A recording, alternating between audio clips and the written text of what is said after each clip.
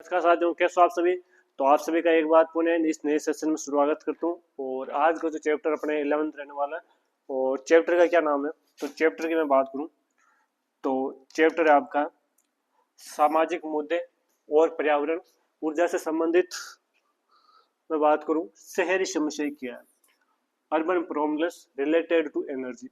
क्या है urban problems, यानी शहरी समस्याएं रिलेटेड किससे संबंधित, एनर्जी ऊर्जा से संबंधित शहरी प्रॉब्लम क्या है, समस्या क्या है, उसके बारे में यहाँ पर चैप्टर नंबर 11 रहने वाला अपना। तो सबसे पहले हम इंट्रोडक्शन की बात करते हैं। इंट्रोडक्शन क्या है कि जैसे जैसे आधुनिकीकरण समय में लोग गांवों से शहरों की ओर पलायन कर रहे हैं। लोग इधर पलायन कर रहे हैं, गांवों से शहरों की ओर कर रहे हैं, ना कि शहरों से गांवों की ओर।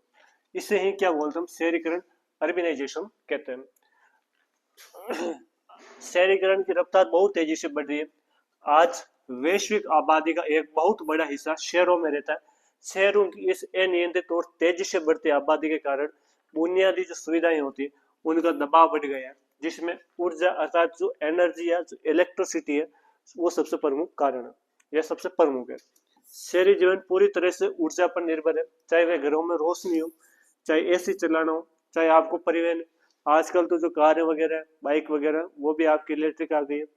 इसके अलावा मैं बात करूँ, बड़ी बड़ी जो फैक्ट्री है उनमें हमें इलेक्ट्रिसिटी की जरूरत पड़ती है। अत्यधिक मांग के कारण शहरों में ऊर्जा से जुड़ी कई गंभीर सामाजिक और पर्यावरणीय समस्या पैदा हो गई है। तो अब हम बात करेंगे पहले कि ऊर्जा से संबंधित कौन कौन सी समस्याएं हैं। सबसे पहला टॉपिक अपना रहेगा ऊर्जा से संबंधित प्रमुख शहरी समस्याएं। Major problem, sorry, major urban energy problem. ठीक है, क्या रहने वाली, शहरी क्षेत्रों में ऊर्जा के संकट और उसके कुप्रबंधन से जुड़ी समस्याएं निम्नलिखित है। पहले आती है आपकी ऊर्जा की अत्यधिक मांग और आपूर्ति में कमी, यानी डिमांड तो क्या है ज्यादा, लेकिन इसकी जो सप्लाई है वो क्या डिफिकल्ट है, या बात को कमी है। ठीक है, शहरों में जनसंख्या घनत्व, पॉपुलेशन जो डेंसिटी है वो बहुत अधिक होती है, और गगनचुंबी इमारतें, शॉपिंग है, मॉल्स वगैरह, व्यावसायिक केंद्रों के कारण बिजली की जो मांग है वो 24 घंटे बहुत ज्यादा रहती है। बिल्कुल सही बात है। इस अत्यधिक मांग को पूरा करने के लिए बिजली ग्रिड जो आपका वो ऐसे समर्थ हो जाते हैं, जिसके कारण शहरों में बार बार पावर कट अर्थात जो लोड शेडिंग है, ब्लैक आउट की स्थिति पैदा हो जाती है। सही बात है। आगे हम बात करते हैं, दूसरा आता है जीवाश्म ईंधनों की, जीवाश्म ईंधनों पर अत्यधिक निर्भरता। शहरों से मिलने वाली अत्यधिकांश बिजली आज भी कोयले, गैस से चलने वाले थर्मल पावर प्लांटों से आती है। ठीक है, शहरों में जो अधिकांश बिजली आती है वो कहाँ से आती है, कोयल और गैरों से जो चलने वाले जो थर्मल प्लांट होते हैं वहां से आती है। इसी तरह शहरों का जो परिवहन सिस्टम है, गाड़ियां, बस है, वो भी पूरी तरह आपसे किस पर डिपेंड है, पेट्रोल और डीजल पर क्या निर्भर है। नवीनीकरण जो स्रोत है जैसे सौर और पवन ऊर्जा का शहर में अभी भी बहुत कम या सीमित क्या इसका उपयोग है। शहरी ताप या जो द्वीपीय प्रभाव वो भी इसके अंदर इंक्लूड है। कैसे, अर्बन हीट या जो आइसलैंड इफेक्ट वो किस प्रकार इसको प्रभाव करता है। तो ध्यान रखना कि शहरों में पक्की कंक्रीट की सड़कें, इमारतें हैं, डामर है, इसकी अतिरिक्त होती है जो दिन के समय सूर्य की गर्मी को क्या करती है, सोख लेती है। इसके साथ ही लाखों घरों में लगी एसी जो एयर कंडीशनर होती है, सड़कों पर दौड़ते तेज वाहनों के इंजनों से भारी मात्रा में गर्मी अर्थात जो वेस्ट होती है वो क्या निकलती है, आपकी बाहर निकलती है। शहरों का तापमान आसपास के ग्रामीण क्षेत्रों की तुलना में 2 से 5 डिग्री सेंटीग्रेड तक क्या रहता है, आपका बढ़ जाता है। तापमान बढ़ने के कारण लोग और ज्यादा एसी चलाते हैं, जिससे बिजली की खपत का एक और दुष्चक्र या मैं बात करूं बन जाता है। ठीक है, तीसरा आता है आपका परिवहन और यातायात का संकट, ट्रांसपोर्टेशन एंड ट्रैफिक बात करूं सीरीज क्या होता है, तो उसके बारे में बात करते हैं कि शहरों में जो निजी वाहन है, कार, बाइक वगैरह, इसकी संख्या लगातार बढ़ रही है। ट्रैफिक जाम के कारण गाड़ियां घंटों सड़कों पर रेंगती है। ठीक है, जिससे ईंधन या पेट्रोल की भारी बर्बादी होती है। ईंधन का यह व्यर्थ दहन न केवल ऊर्जा का संकट को बढ़ावा देते, बल्कि शहरों की वायु की गुणवत्ता को भी क्या करते हैं, जहरीला बना देते। सही बात है। आप देखोगे ट्रैफिक में घंटों गाड़ियां हैं जो फंस जाती है, उनका ईंधन चालू होता है, उनको बार बार बंद चालू करता है, तो जो पेट्रोल या जो ईंधन है वो व्यर्थ में, उसका ऊर्जा तो नष्ट होती है, कहीं ना कहीं वो पर्यावरण प्रदूषण को भी बढ़ाता है। अगले आते जो मिलियन बस्ती वगैरह होती है, मिलियन बस्ती में ऊर्जा का अभाव और असुरक्षा।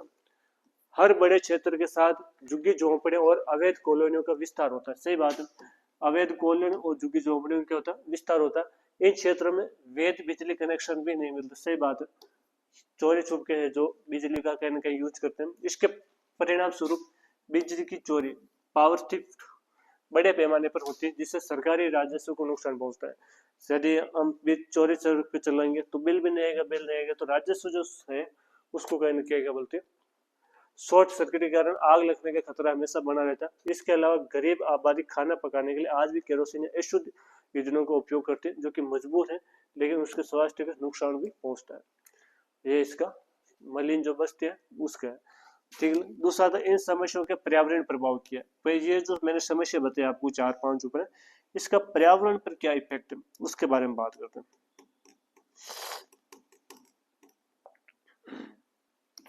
वायु प्रदूषण और स्मोक, वाहन और डीजल जनरेटर से निकलने वाले धुओं के कारण शहरों के ऊपर स्मोक या जो धुआं का जो मिश्रण होते उसकी क्या बन जाती है, परत जम जाती है, जिससे सांस की बीमारियां होती है। दूसरा ग्रीन हाउस का गैसों का उत्सर्जन, शहरी क्षेत्रों से अधिक ऊर्जा निकलती है और ऊर्जा की खपत के कारण भारी मात्रा में कौन कौन से आपके CO2 कार्बन डाइऑक्साइड जो ग्लोबल जो वार्मिंग उसको क्या देते हैं, बढ़ावा देते हैं। CO2 के लिए क्या प्रमुख गैस है आपके ग्रीन हाउस गैस है। इसके अलावा आपको संसाधनों का तेजी से खपत होना, जो संसाधन है अपने जो एक है जो लिमिटेड सोर्स है उनका कहीं ना कहीं होता है आपका तेजी से खपत होती है। शहरों की मांग को पूरा करने के लिए देश में कोयल और पेट्रोलियम के भंडार बहुत तेजी से क्या हो रहे खाली हो रहे। तीसरा था समाधान और सोल्यूशन क्या है इसका, उसके बारे में बात करते हैं।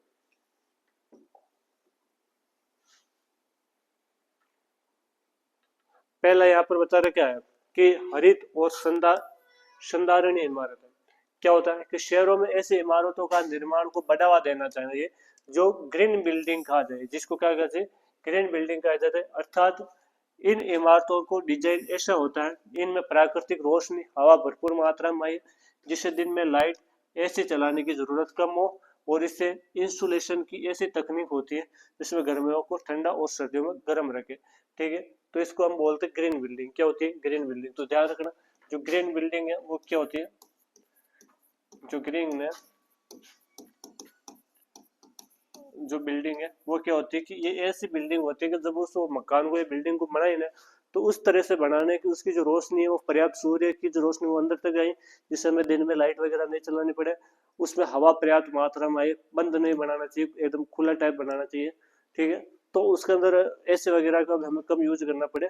ठीक है, और इस प्रकार बनानी चाहिए कि भाई जो गर्मी के अंदर तो ठंडी रहे, सर्दी के अंदर गर्म रहे। ठीक है, तो इस प्रकार बनाई चाहिए। इस प्रकार की जो बिल्डिंग है उनको हम ग्रीन बिल्डिंग बोलते हैं। दूसरा आता है नवीनीकरणीय ऊर्जा को बढ़ावा, प्रमोटिंग रिन्यूएबल एनर्जी। क्या होती है, शहरी क्षेत्रों में हर आवासीय सोसाइटी या जो बात वो सरकारी दफ्तर होता है वहां पर कॉमर्शियल मॉल की छतों पर रूफटॉप सोलर पैनल लगाना अनिवार्य कर देना चाहिए, ताकि ये बिजली खुद बना सके। अर्थात जो रिन्यूएबल होता है या जो मॉल वगैरह होता है, दफ्तर वगैरह, उनकी जो छत वगैरह होती है वहां पर आपको क्या लगाना, आपके रूट जो रूफटॉप सोलर होते हैं वो यहाँ पर लगाने चाहिए। तीसरा था सार्वजनिक परिवहन, सार्वजनिक परिवहन और इलेक्ट्रॉनिक वाहन, ईवी जिसको बोलते हैं इलेक्ट्रॉनिक व्हीकल, का उपयोग करना चाहिए। निजी वाहनों की जगह मेट्रो रेल, CNG बसों का, लोकल ट्रेनों जैसे मजबूत पब्लिक ट्रांसपोर्ट सिस्टम का बढ़ावा दिया जाए। पेट्रोल और जो डीजल है, फ्यूल है, इसकी निर्भरता को खत्म करने के लिए इलेक्ट्रॉनिक वाहन के उपयोग और चार्जिंग स्टेशनों को बुनियादी ढांचे से विकसित किया जाए। तो इसके प्रकार इसको कम किया जा सकता है। दूसरा था ऊर्जा एनर्जी, घरों या दफ्तरों से पुराने जो फिलामेंट्स बल्बों की जगह कम बिजली खपत करने वाले जो LED बल्ब है उनका यूज करना चाहिए। 5 स्टार रेटिंग वालों को करना चाहिए। ठीक है, स्मार्ट ग्रिड और स्मार्ट मीटर तकनीक का उपयोग करके बिजली की बर्बादी या चोरी को रोका जा सकता है या कम किया जा सकता है। तो ये अपना चैप्टर नंबर 11 था। और चैप्टर नंबर 12 की बात करें तो ये अपना आता है पर्यावरण, नैतिकता, मुद्दे और संभावित समाधान। एनवायरमेंटल इथिक्स क्या है, कौन कौन से इसके इश्यूज है, और इसके कौन कौन से संभावित समाधान, पॉसिबल सॉल्यूशन है, उसके बारे में बात करने वाले हैं। ठीक है, सबसे पहले हम बात करें पर्यावरणीय नैतिकता की अवधारणा की, कॉन्सेप्ट क्या है इसका। पर्यावरणीय नैतिकता, एनवायरमेंटल एथिक्स, आपने एक सब्जेक्ट पढ़ा होगा दर्शन शास्त्र, जिसको हम फिलोसॉफी बोलते हैं। क्या बोलते हैं? फिलोसॉफी के। फिलोसॉफी की वह शाखा है जो इस बात का अध्ययन करती है कि मनुष्य का प्राकृतिक पर्यावरण, तो मनुष्य का प्राकृतिक पर्यावरण, पेड़ पौधे, जीव जंतु और पूरी पृथ्वी के प्रति क्या नैतिक कर्तव्य और जिम्मेदारी होती है। बिल्कुल, आपको इसकी डेफिनेशन, पर्यावरण नैतिकता किसको बोलते हैं, तो ये फिलोसॉफी की एक शाखा है जो हमें बताती है कि मनुष्य का पेड़ पौधे, जीव जंतु, अपने एनवायरमेंटल, इसका प्रति उसका क्या कर्तव्य, क्या दायित्व है, वो सारी हम बातों को सिखाते हैं। उसको हम क्या बोलते हैं? एनवायरमेंटल इथिक्स के नाम से जाना जाता है। क्लियर? आगे हम बात करें, पारंपरिक रूप से मानव का दृष्टिकोण मानव केंद्रित रहा है।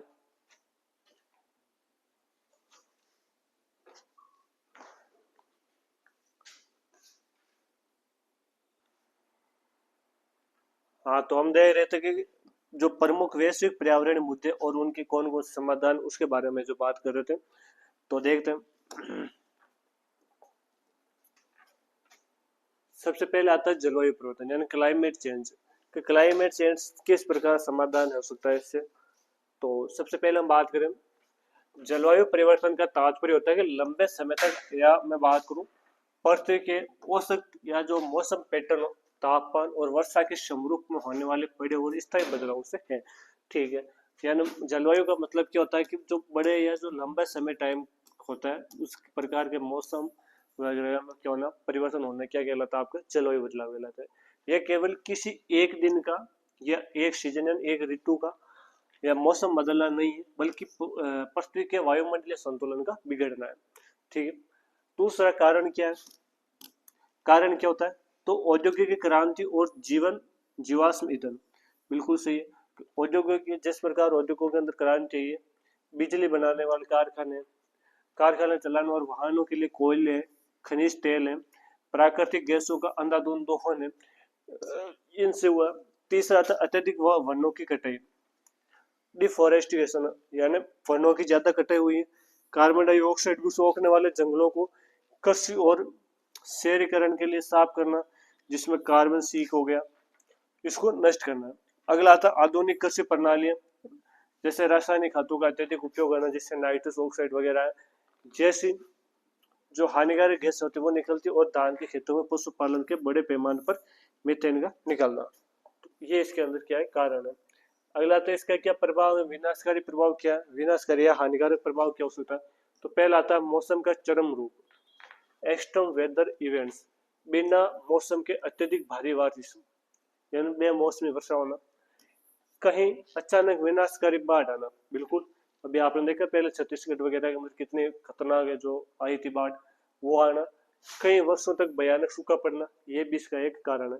तो जलवायु परिवर्तन होने के तीन प्रमुख कारण, एक तो बेमौसमी वर्षा होना, जैसे आजकल हमारे यहाँ पर हो रही है, दूसरी अचानक बाढ़ आना, तीसरा कई वर्षों तक सूखा पड़ना। ठीक है, कृषि पर क्या संकट है, बुआई और कटाई के जो पारंपरिक मौसम चक्र को पूरी तरह बदल जाना, टाइम चेंज नहीं हो रहा। अभी आपने देखा होगा कि भाई राजस्थान के अंदर बारिश की कितनी समस्या है, जुलाई जाने को है, लेकिन राजस्थान के अंदर ऐसे जगह हैं जहां पर अभी तक वर्षा नहीं हुई, खेतों की बुआई नहीं हुई है। तो कहीं ना कहीं अपने जो कृषि का जो पारंपरिक चक्कर चल रहा था, वो कहीं ना कहीं क्या हो रहा है, उसको बदलना पड़ेगा, जिससे फसलों की उत्पादन घट रही है और खाद्य असुरक्षा पैदा हो रही है। सही बात है, खाद्य असुरक्षा क्या हो रही है, पैदा हो रही है, और उत्पादन भी घटेगा। समुद्र के जल स्तर में वृद्धि, महासागरों के गर्म होने से जो दूर भी बर्फ होता है वो पिघलने से तटीय क्षेत्र और द्वीपों के डूबने का खतरा पैदा हो गया। अगला था संभावित समाधान क्या है, संभावित समाधान, पॉसिबल सॉल्यूशन, पेरिस समझौता, पेरिस एग्रीमेंट क्या है, पेरिस एग्रीमेंट का पालन, वैश्विक स्तर पर कार्बन उत्सर्जन को कम करने के लिए अंतरराष्ट्रीय संधियों को कड़ाई से लागू करना, ये इसका एक है जो समाधान हो सकता है। दूसरा, कार्बन सिंक का निर्माण, बड़े पैमाने पर खाली जमीनों को वनीकरण करना, ताकि वायुमंडल की जो प्रकृति है उसके रूप में सोख सके। तीसरा, जलवायु अनुकूलन की कृषि, क्लाइमेट स्मार्ट एग्रीकल्चर, ऐसी फसलों की किस्मों को विकसित करना, ऐसी फसलों की किस्मों को विकसित करना जो सूखे या अत्यधिक तापमान को सहन कर सके, ऐसी किस्मों को विकसित करना जो सूखे को भी सहन कर सके और अधिक तापमान को भी सहन कर सके। ये इसके क्या है। दूसरा आता है ग्लोबल वार्मिंग, वैश्विक तापमान। ग्लोबल वार्मिंग क्या है, सब सारे जानते हैं ग्लोबल वार्मिंग के बारे में। ग्लोबल वार्मिंग आते हैं आपके कि पृथ्वी के वायुमंडल में ग्रीन हाउस गैसों की मात्रा लगातार बढ़ने के कारण पृथ्वी की सतह और निचले वायुमंडल के औसत तापमान में वृद्धि सॉरी तापमान में निरंतर वृद्धि को ग्लोबल वार्मिंग कहते हैं, जिसे जलवायु परिवर्तन का सबसे प्रमुख और प्राथमिक कारण माना। तो ध्यान रखना, ग्रीन हाउस कारण होता है, जो ग्रीन हाउस गैस होती है उसके कारण पृथ्वी का लगातार तापमान बढ़ना, पृथ्वी का लगातार तापमान बढ़ना।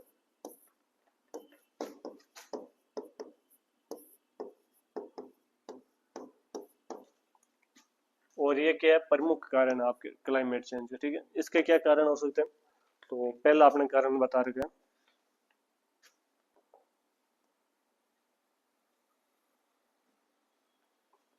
जो ग्रीन हाउस गैस है इसका संचय वायुमंडल में निम्नलिखित प्रमुख गैसों का है जो मानवीय गतिविधियों के कारण पहला, जैसे सबसे पहला आते कार्बन डाइऑक्साइड है, मिथेन है, नाइट्रस ऑक्साइड है।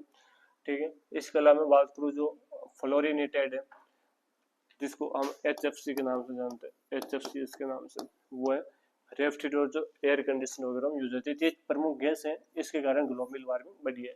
इसका क्या प्रभाव है, क्या इफेक्ट पड़ सकता है, तो सबसे पहले आता है ग्लेशियरों का तेजी से पिघलना। जो ग्लेशियर वगैरह अपने दूर है वो ज्यादा पिघल रहे हैं, जिससे अपने जो महासागरों का जल स्तर है वो बढ़ रहा है। दूसरा आता है तेजी से दूसरा आता है आपका पारिस्थितिकी तंत्र का असंतुलन। क्या आता है आपका पारिस्थितिकी तंत्र का असंतुलन। तापमान सहन नहीं करने पाने के कारण कई संवेदनशील जीव और पौधे सदा के लिए क्या हो रहे हैं, विलुप्त हो रहे हैं। ये दूसरा, समुद्रों का तापमान बढ़ने से मूंगे की जो चट्टानों का विरचन है हो रहा है, ये भी है। तीसरा था जैव विविधता का पलायन। जैव विविधता का पलायन किस प्रकार हो रहा है कि ठंडे इलाकों में रहने वाले जीव जीवित रहने के लिए ध्रुवों की ओर ऊंची पहाड़ी इलाकों और पलायन करें मजबूर हो रहे हैं। तो ठंडे इलाकों में तो वो ध्रुवों की ओर जाने को क्या कर रहे हैं, पलायन कर रहे हैं। तो ये तीन प्रकार प्रभाव पड़ सकता है। पहला पहला क्या पड़ेगा, पहला ग्लेशियर पिघलेंगे, दूसरा पारिस्थितिक तंत्र का असंतुलन होगा, तीसरा आपके जो जैव विविधता का जो पलायन है, जो जीव जंतु या जैव विविधता का क्या हो रहा है, पलायन हो रहा है। अगला आता है संभावित समाधान। संभावित समाधान क्या हो सकता है, तो सबसे पहले आता है नवीनीकरण ऊर्जा की ओर बदलाव, एनर्जी ट्रांसमिशन। नवीनीकरण ऊर्जा का मतलब क्या होता है, कोयले और तेल से चलने वाली जो बिजली के घरों को पूरी तरह बंद करें, सौर एनर्जी, पवन ऊर्जा वगैरह। ठीक है, इनको अपनाना, सोलर एनर्जी, विंड एनर्जी, इसको अपनाना। दूसरा आता है ऊर्जा दक्षता में सुधार, ऊर्जा दक्षता में सुधार, कम बिजली की खपत करने वाले जो उपकरण है जैसे एलईडी लाइट से 5 स्टार रेटिंग वाले जो उपकरण है उसको बढ़ावा करना। तीसरा आता है आपका कार्बन टैक्स। क्या आता है, कार्बन टैक्स, प्रदूषण फैलाने वाले उद्योगों पर भारी टैक्स लगाना चाहिए। ठीक है, ये इसके नुकसान उपाय हो सकते हैं। तो पहले क्या, नवीनीकरण जो ऊर्जा वाले हैं, ऊर्जा की ओर आपको बदलाव लाना चाहिए। तीसरा ऊर्जा दक्षता में सुधार करना चाहिए। तीसरा कार्बन टैक्स। ठीक है, अगला आता है अम्लीय वर्षा। एसिड रेन क्या होती है, अम्लीय वर्षा सारे जानते हैं। जब वायुमंडल में मौजूद कुछ प्रदूषक गैसें पानी या ओस या बर्फ के साथ मिलकर रासायनिक क्रिया करती है और पानी को अम्लीय अर्थात एसिड बना देती है, इसे अम्लीय वर्षा कहते हैं। ठीक है, वायुमंडल और वायुमंडल के अंदर कुछ क्या होती है, गैसें जो अपना जो जल होता है जल के साथ क्रिया करती है और क्रिया करके क्या बना लेती है, आपके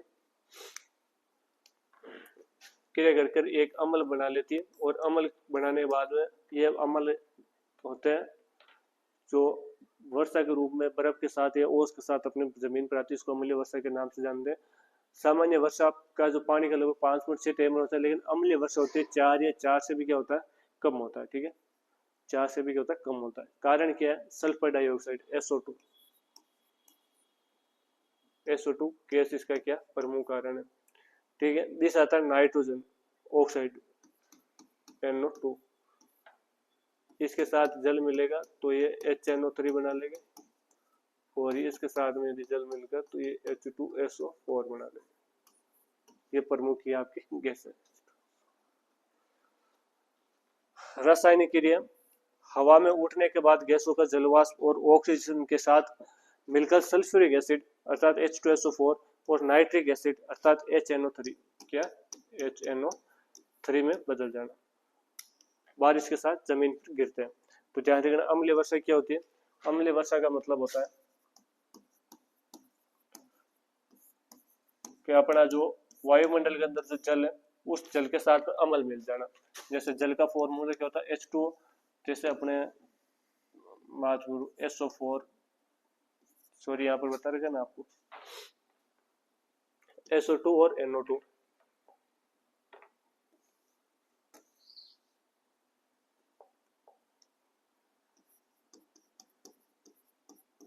इन दोनों के साथ में जल मिलेगा,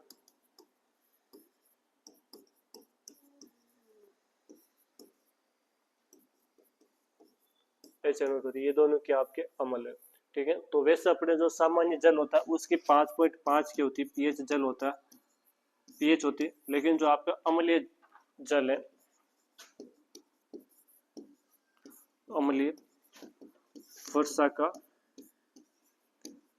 जल की जो पीएच है वो 4 या 4 से क्या रहती है, कम रहती है, लेस देन 4 पीएच। ठीक है,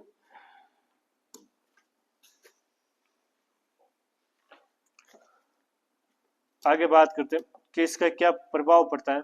तो मृदा की उर्वरता पर प्रभाव पड़ता है। क्या पड़ता है, मृदा की उर्वरता का नष्ट होना। अम्लीय वर्षा से मिट्टी जो पोषक तत्व वो होते हैं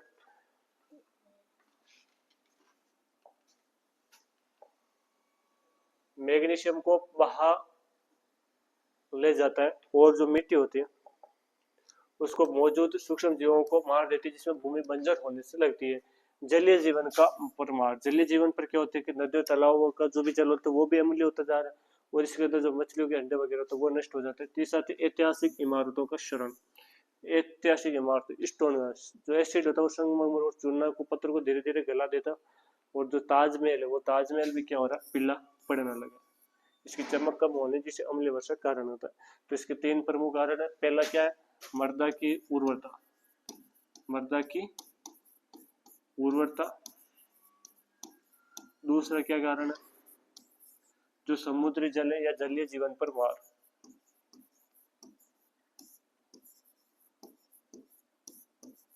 और तीसरा हम सब जानते हैं ऐतिहासिक इमारत। ठीक है, संभावित समाधान क्या हो सकता है इसका। फ्लू गैस, जैसे मैं बात करूं FGT जिसको बोलते हैं, कारखानों और बिजली घरों से चिमनियों से स्क्रैबर से FGT जो सिस्टम लगाना, जिसे सल्फर गैस के भाव से मिलने से पहले ही उसको क्या कर लेती है, सोख लेती है। दूसरा आता है उत्प्रेरक परिवर्तन। उत्प्रेरक परिवर्तन क्या होता है, सभी वाहनों में साइलेंसर में इस उपकरण का होना चाहिए, अनिवार्य करना चाहिए ताकि नाइट्रोजन और ऑक्साइड को कम हानिकारक गैस में बदलकर बाहर निकल जाए। मतलब ये क्या उत्प्रेरक होता है, उत्प्रेरक परिवर्तन, ये जो आपके गैस से होते हैं कौन कौन से, नाइट्रोजन और ऑक्साइड, इसको कम हानिकारक गैसों में बदलकर उसके बाद में बाहर छोड़ता है। इसके अलावा मिट्टी का उपचार, अम्ल हो चुकी कृषि में चूना वगैरह मिलाना चाहिए जिससे कि वो है वापस उस कंडीशन में आ जाए, उसकी पीएच वापस मेंटेन हो सके। अगला था ओजोन परत का क्षरण। ओजोन परत का क्षरण, ओजोन लेयर है उसका क्या होता है, क्षरण होता है। क्या हमारे वायुमंडल में समता मंडल, समता मंडल बोलते हैं स्ट्रेटोस्फीयर है, 15 से 35 किलोमीटर की ऊंचाई के बीच एक क्या बन रही है, ओजोन परत बन रही है। ये एक घनी परत पाई जाती है। यहाँ सूर्य से आने वाली जो हमारी हानिकारक जो पैराबैंगनी विकिरण है, जिसको हम यूवी लाइट्स के नाम से जानते हैं, अल्ट्रा वायलेट जो विकिरण है, उससे हमारी क्या करती है, सुरक्षा करती है। इसको सोकर पृथ्वी के जीवों के लिए एक सुरक्षा कवच का क्या करती है, काम करती है। और मानवीय रसायनों के कारण इसको पतला होने या नष्ट होने का शरण माना जाता है। तो आप सब जानते हैं कि अपना क्या वायुमंडल के अंदर जैसे ये लेयर्स वगैरह होती है, सौर मंडल है, समताप मंडल है, ठीक है, ये मंडल होते हैं। यहाँ पर समताप मंडल के अंदर एक लेयर पाई जाती है। समताप मंडल के अंदर एक लेयर है, लगभग 15 से लेकर 35 किलोमीटर के बीच में एक मोटी लेयर है। ये लेयर क्या करती है, जो सूर्य से जो आने वाली किरणें है, सूर्य से बहुत प्रकार की विकिरण आती है, उसमें एक प्रकार की किरण आती है जिसको बोलते हैं पैरा बैंगनी विकिरण। क्या बोलते हैं, पैरा बैंगनी विकिरण, अल्ट्रा वायलेट रेज। इन अल्ट्रा वायलेट जो पैरा विकिरण है इसको क्या करती है, पृथ्वी पर आने से रोकती है। ये मनुष्य के लिए क्या होती है, हानिकारक होती है। पृथ्वी पर आने से क्या करती है, रोकती है। यह मनुष्य के लिए क्या होती है, हानिकारक होती है। मनुष्य के अंदर कैंसर जैसी घातक बीमारी होती है इसको फ्लो कर देती है। तो आप लोगों ने पता होगा कि अपने जो नासा है, नासा जो कि एक अमेरिका की मैं बात करूं जो आपके स्पेस कंपनी है, उसने एक बार है जो कुछ परमाणु परीक्षण किया वगैरह था, जिसके कारण यहाँ पर छेद हो गया। उस छेद होने के कारण जो किरण है वो सीधी आ जाती है, या जो इसकी लेयर है उसकी मोटाई लगातार क्या हो रही है, कम हो रही है। वो छेद हुआ। इसके अलावा ये जो अपने जो गैस से निकलती है जैसे CFC वगैरह है, ये इस ओजोन परत के साथ क्रिया करते हैं और इसकी जो गुणवत्ता होती है, ये इसका जो बॉन्डिंग होता है उसको कहीं ना कहीं कमजोर कर देती है, जिससे ये सीधी जो किरण है वो अपने कहाँ पर आ जाती है, पृथ्वी पर आ जाती है। अगला आता है कारण। कारण क्या है, तो सबसे पहला आता है क्लोरोफ्लोरो कार्बन। जो रेफ्रिजरेटर या जो एयर कंडीशनर एसी वगैरह होती है, या जो स्प्रे कैन होते हैं, प्लास्टिक फोम उद्योगों में इस्तेमाल होने वाली सबसे खतरनाक गैस है। ओजोन क्षयकारी पदार्थ जिसको ओडियस बोलते हैं हम, जैसे हेलोन हो गया, जो आपके जो अग्निशामक यंत्र होते हैं उसमें यूज होता है। कार्बन टेट्राक्लोराइड है। और मिथाइल ब्रोमाइड जो कि किसमें यूज होता है, कीटनाशकों में यूज होता है। रासायनिक क्रिया, जब CFC हवा में ऊपर समताप मंडल तक पहुंचते हैं तो सूर्य से तेज किरणें इनसे क्लोरीन परमाणु को अलग करती हैं, और क्लोरीन का सिर्फ एक परमाणु ओजोन के कितने 1 लाख से अधिक अणुओं को तोड़कर ऑक्सीजन में क्या करता है, बदल देता है, जिससे ओजोन की परत पतली हो जाती है और जिससे अंटार्कटिका के ऊपर ओजोन क्या हो गया, छिद्र हो गया। तो यह भी इसका। अगला आता है विनाशकारी प्रभाव। मानव स्वास्थ्य पर पृथ्वी की सतह तक केवल सीधी UV किरणों से पहुंचने से इंसानों की त्वचा पर कैंसर है, मैंने बता देते भी आपको, स्किन कैंसर है, आंखों के अंदर जो मोतियाबिंद है वो बीमारी हो रही है। इसके अलावा शरीर के रोग प्रतिरोधक जो क्षमता है वो भी कहीं ना कहीं क्या हो रही है, कम हो रही है। इम्यूनिटी पावर अपनी कमजोर हो रही है। तीस आता फसलों और जलीय जीवों को नुकसान। UV किरणों पौधों के प्रकाश संश्लेषण की प्रक्रिया को क्या कर देती है, धीमा कर देती है और फसलों की पैदावार को भी करती है, घटती है। तो आपको पता चल गया होगा कि भाई अपने जो UV लाइट्स उससे कौन कौन से नुकसान हो रहे हैं। ठीक है, तो कौन कौन से नुकसान हो रहे हैं, तो सबसे पहला नुकसान क्या हो रहा है कि पहला तो अपने मनुष्य के अंदर कैंसर बढ़ रहा है। क्या बढ़ रहा है, कैंसर जैसी जो घातक बीमारियां वो इससे हो रही है। दूसरी चीज, मनुष्य के अंदर मोतियाबिंद, जो मोतियाबिंद है उस समय से दिक्कत आ रही है। तीसरी दिक्कत क्या आ रही है कि जो अपने पेड़ पौधे हैं वो सही से प्रकाश संश्लेषण की जो क्रिया वो नहीं कर पा रहे। इसमें भी ये क्या करती है, बाधा उत्पन्न करती है, प्रकाश संश्लेषण की जो क्रिया। लास्ट पॉइंट ये था अपना, ये रहा आपका फसलों और जलीय जीवों को नुकसान। UV लाइट से प्रकाश संश्लेषण की क्रिया को क्या करती थी, धीमा कर देती है। ठीक है, अगला था समाधान क्या हो सकता है इसका।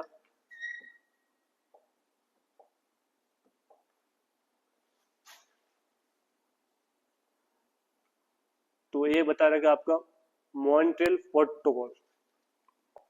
क्या, मॉनेट्रियल प्रोटोकॉल, ये क्या प्रोटोकॉल 1987 में होता।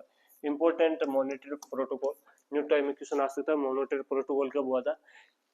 कड़ाई से पालन करें। ये ऐतिहासिक वैश्विक समझौते के तहत पूरी दुनिया में CFC और अन्य ओजोन नुकसान जो गैस है उसके उत्पादन और उपयोग पर पूर्ण प्रतिबंध लगा दिया गया।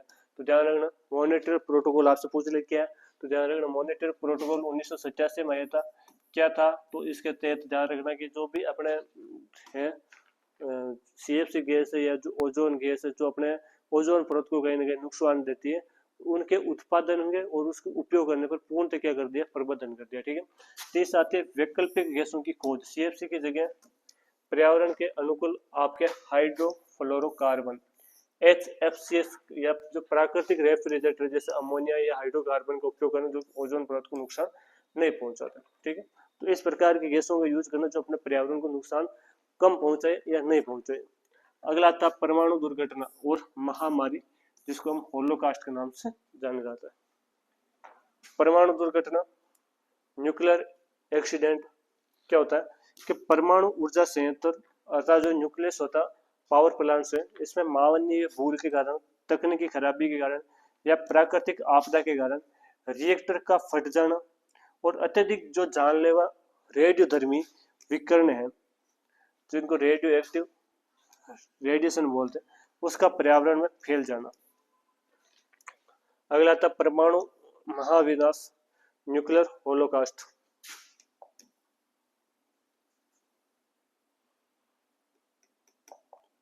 परमाणु हथियारों के युद्ध में उपयोग किए जाने वाले के कारण बड़े पैमाने में होने वाला तात्कालिक और दीर्घकालिक विनाश तो की पूरी तरह मानव सभ्यता को समाप्त कर सकता है। ठीक है। दूसरा था ऐतिहासिक उदाहरण और कारण, कॉजेज और एग्जाम्पल क्या हो सकते इसके। तो पहला था चेरोनोबिल जो दुर्घटना है, जो कहाँ पर हुई थी, आपकी यूक्रेन में हुई थी 1986 में। कब हुई थी चेरोनोबिल जो दुर्घटना? क्या था इतिहास की सबसे भयानक परमाणु दुर्घटना किसको माना जाता है? चेरोनोबिल दुर्घटना को यूक्रेन के अंदर माना जाता है। यहाँ सिस्टम टेस्टिंग के दौरान रिएक्टर में ब्लास्ट हो गया और पूरे यूरोप में वायुमंडल में रेडियोधर्मी बादल फट गए। क्या बन गए? जो रेडियोधर्मी है वो पूरी तरह फैल गई थी। दूसरे थे फुकुशिमा डाइची दुर्घटना है, वो जापान में हुई थी 2011 में। एक भीषण भूकंप के और उसके बाद आई सुनामी के कारण परमाणु संयंत्र की बिजली और जो कूलिंग सिस्टम ठप हो गया, जिससे रिएक्टर पिघल गए। तो ये दो दुर्घटना। इसके अलावा हिरोशिमा जो शहर है आपका, नागासाकी, वहां पर 1945 के युद्ध में परमाणु बम के उपयोग का एकमात्र क्रूर उदाहरण, जिसके प्रभाव आज भी वहां की पीढ़ियों में दिखाई देता है। बिल्कुल वहां की जो पीढ़ी है उसमें नपुंसकता है जो आ जाती है परमाणु का यूज करते हैं। अगला था विनाशकारी प्रभाव।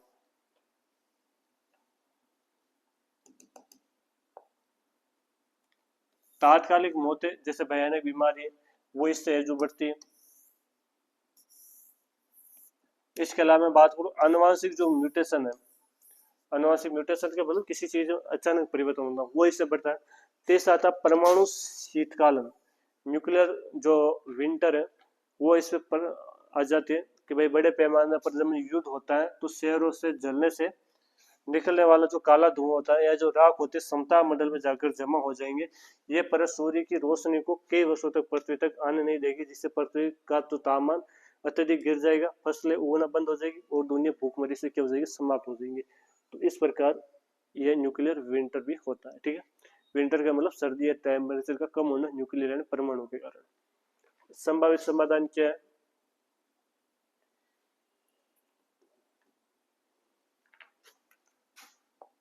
कड़े सुरक्षा मानक और सुरक्षा ऑडिट ये अपनाना चाहिए। परमाणु संयंत्रों में सुरक्षा की कई जो परतें होती हैं होनी चाहिए।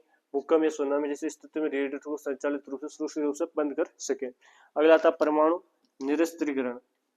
ये क्या है कि वैश्विक स्तर पर जो संधि होती है जिसे एनपीटी है, टीपीएनडब्ल्यू है, इसके माध्यम से परमाणु हथियारों का निर्माण, उस पर रोक लगाना और मौजूद हथियारों को नष्ट करना, परमाणु हथियारों को कम यूज करना या उनको नष्ट करना।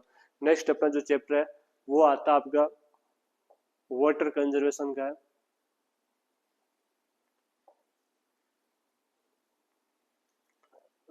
Water conservation, rain water harvesting and water shade management क्या है, जल संरक्षण क्या है, उसके बारे में पढ़ते हैं। वाटर शेड मैनेजमेंट इंपॉर्टेंट है।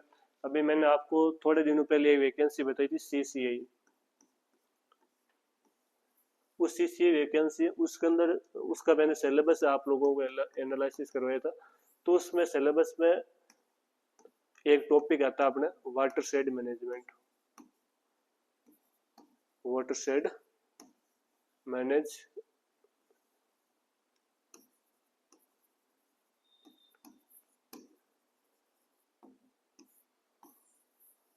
स्पेशल उस एग्जाम के लिए है। वैसे ज्यादातर जो वाटर हार्वेस्टिंग या वाटर कंजर्वेशन लगभग एग्जाम के अंदर आता है, इंपॉर्टेंट टॉपिक है और आपके एग्जाम के अंदर भी यहाँ से क्वेश्चन देखने की पॉसिबिलिटी है।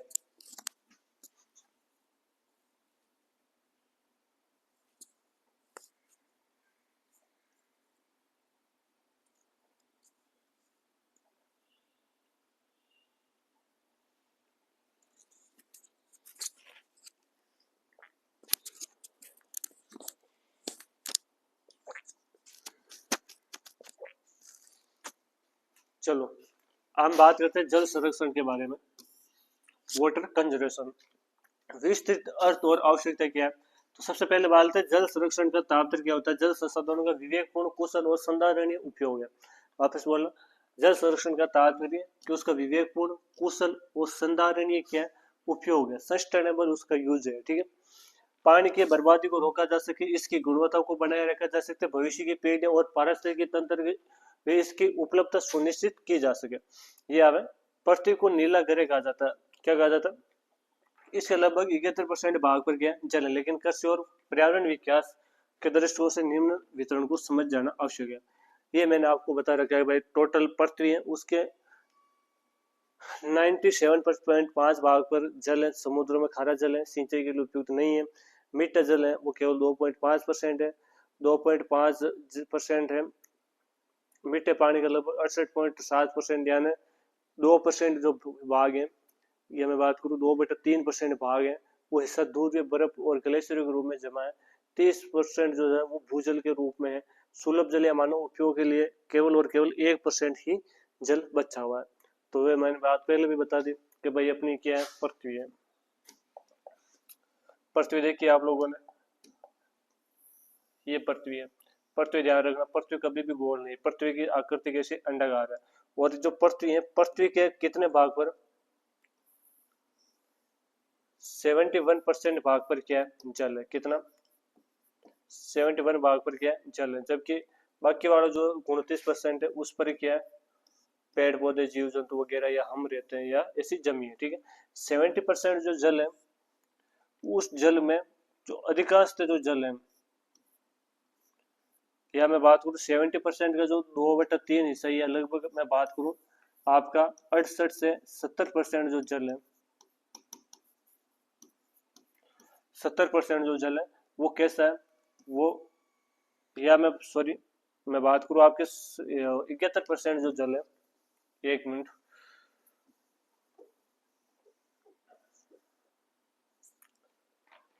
जो 77% जल है, इसमें से जो जल है उसको दो भागों में बांटा है। इसमें से वो जो 97% जो जल है वो कैसा है, खारा जल है। कैसा है? सेलाइन वाटर के रूप में। और यहाँ पर लगभग 3% जल है वही कैसा है, मीठा है, फ्रेश वाटर है, ये स्वीट वाटर है, जिसको हम पीने के रूप में या कृषि कार्य में या अन्य कार्यों में अपने यूज ले सकते हैं। वो कैसा है, 3% है। ये जो 3% जो जल है, कौन सा, ये जो 3% जल है, उसमें से जो 2% जल है, 2% यानी लगभग इसका 68 से 70% जो हिस्सा है वो किसके रूप में है, वो ध्रुवों पर ग्लेशियर के रूप में, ध्रुवों में या ग्लेशियर के रूप में है। इसका 1% जो हिस्सा है उसको हम नदियों के रूप में मान सकते हो, या झीलों के रूप में मान सकते हो आप, या इसको अंडरग्राउंड वाटर के नाम में मान सकते हो।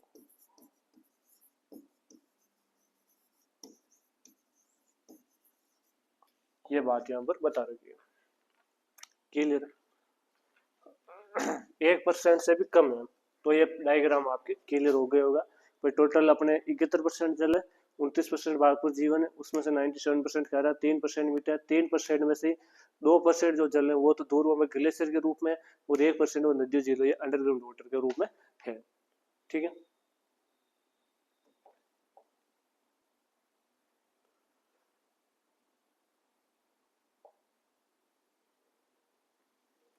आगे बात करें।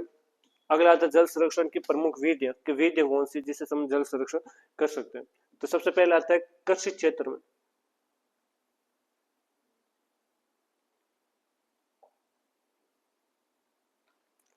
कृषि क्षेत्र में कि कृषि में वैश्विक मीठे पानी का लगभग 70% का उपयोग होता है। जो कृषि होती है, कृषि में पानी का लगभग जो 70% क्या होता है, उपयोग होता है।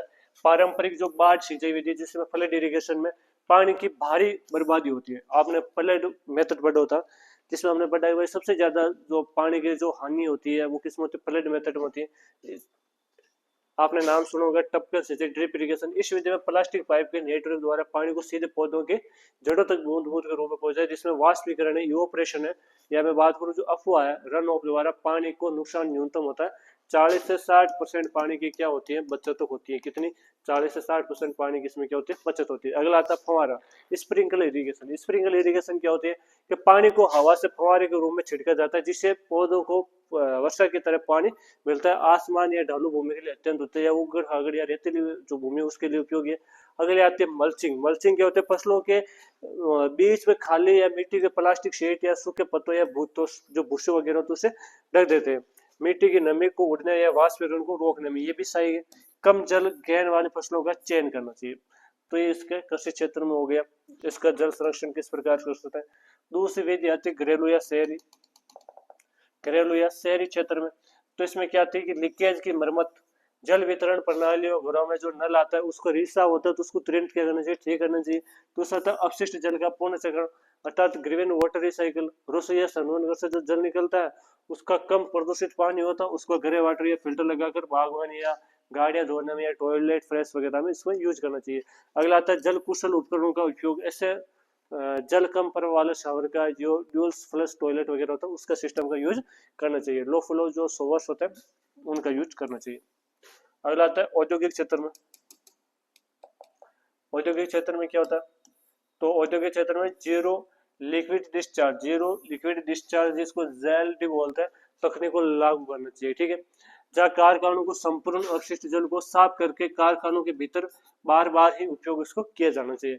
अगला आता है वर्षा जल का संचयन, रेनी वाटर हार्वेस्टिंग, RWH यानी रेनी वाटर हार्वेस्टिंग, यानी जो वर्षा जल है उसका किस प्रकार हम संग्रह कर सकते हैं। अगला आता है परिभाषा और सिद्धांत। क्या परिभाषा, क्या सिद्धांत हो सकते हैं। वर्षा जल संचय वह तकनीक है जिसके द्वारा वर्षा के जल को बहकर या बेकार होने से रोका जा सकता है।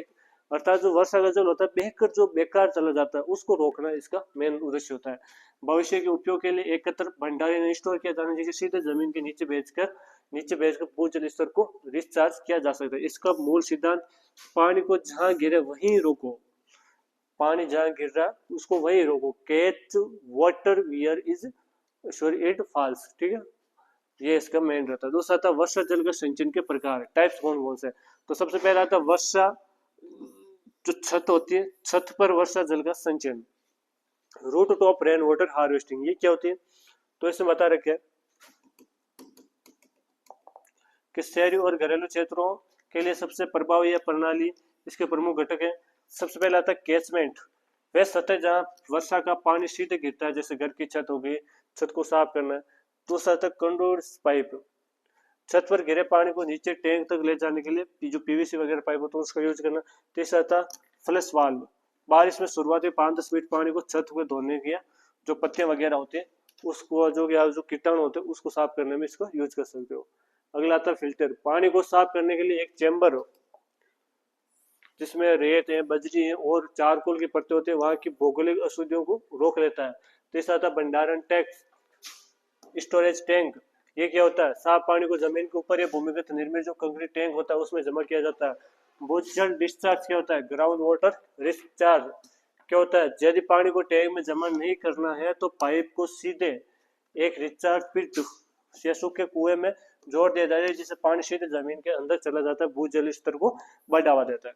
तो ये इसका क्या कारण है। दूसरा आता है सतही अपवाचयन, सतही अपवाचयन सरफेस रन ऑफ हार्वेस्टिंग।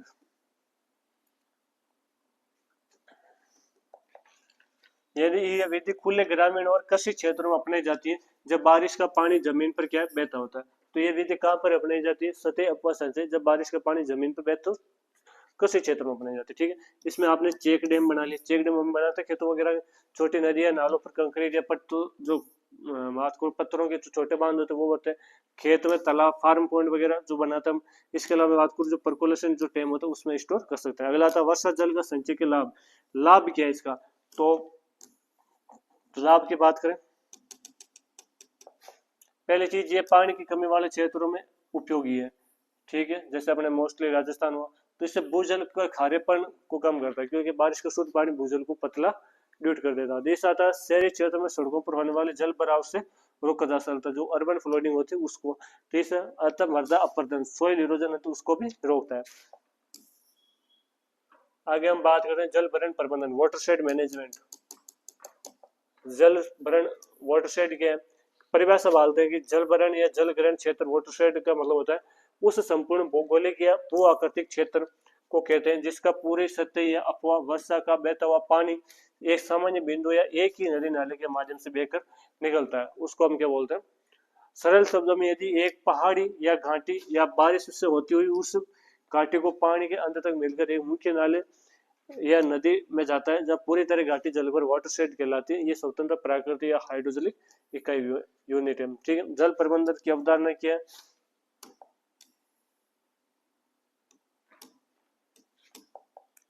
जल भरण प्रबंधन एक एकीकृत और समग्र मैं बात करूं दृष्टिकोण है। इसके अंतर्गत एक निश्चित जल भरण क्षेत्र के भीतर मौजूद सभी प्राकृतिक संसाधनों, भूमि, जल, मृदा, वनस्पति, इस प्रकार के वैज्ञानिक और संभावनीय प्रबंधन किया जाता है। मानव कल्याण के साथ साथ पर्यावरण का संतुलन भी बना रहता है। ये केवल एक जल का प्रबंधन नहीं है, बल्कि मिट्टी को बहने रोकने और जंगलों को बढ़ावा और कृषि उत्पादन को स्थिर करने का संयुक्त प्रयास भी है।